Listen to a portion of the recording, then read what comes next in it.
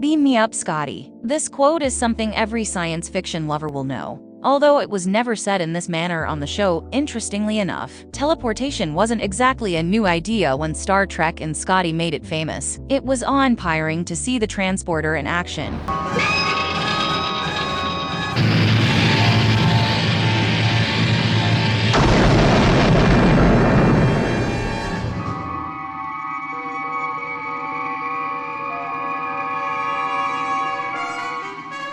The idea that such a device could beam objects and people from place to place in a matter of seconds was mesmerizing. It would certainly help us avoid traffic jams. Could people really beam themselves from country to country without suffering the jet lag? Before we come to that, let's first see what a transporter actually is. The infamous transporter breaks down the being or the object into subatomic particles with high energy beams and sends it to the desired region. Once there, the constituents are then perfectly reassembled like Legos. The principle is that the transporter breaks down matter into energy. The energy is then transported to a destination and assembled back into matter. Now, could such an ingenious object be designed in reality? According to our current understanding of science, not at all. There are many complicating issues we would face. Science fiction inspired a lot of inventions, such as automatic doors, mobile phones, tasers, and organ transplants. Sadly, teleportation devices remain out of reach. The main reason is our poor understanding of quantum mechanics. It's hard to understand the position of a particle and the speed at which it is traveling.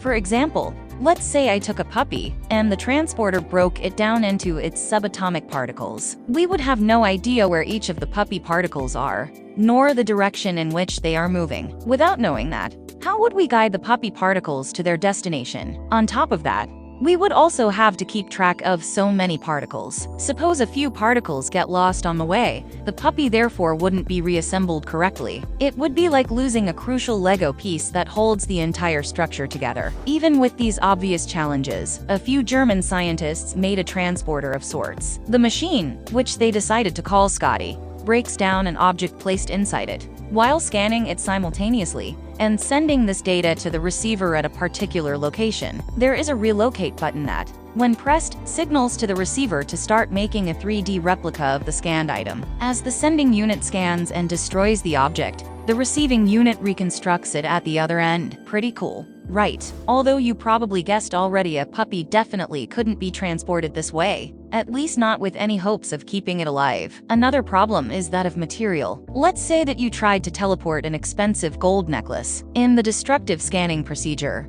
the necklace would be destroyed, while at the other end, you'd be left with a 3D printed plastic replica. There goes the necklace's value.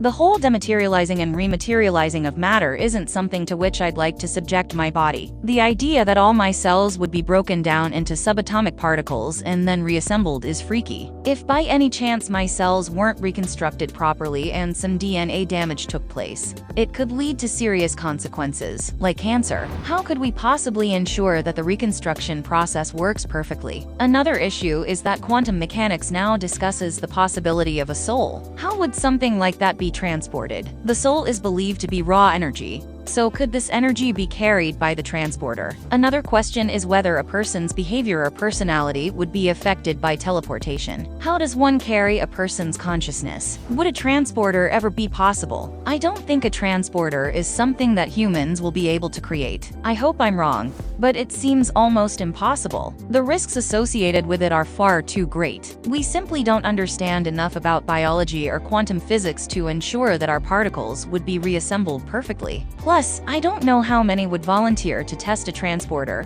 particularly as an early adopter. We could very well have a transporter for non-living objects, but I don't think we'll have a tool to beat the city traffic anytime soon. Teleportation of small non-living objects is possible, but that will have to do for now. I'm afraid that the fictional Scotty and his transporter will stay fictional, and the only way we'll get to see it is by watching Star Trek. There is still so much we don't know about the process or the possibilities. We need unimaginable breakthroughs in all scientific fields to come up with such a machine to beam us around country to country, or maybe even planet to planet.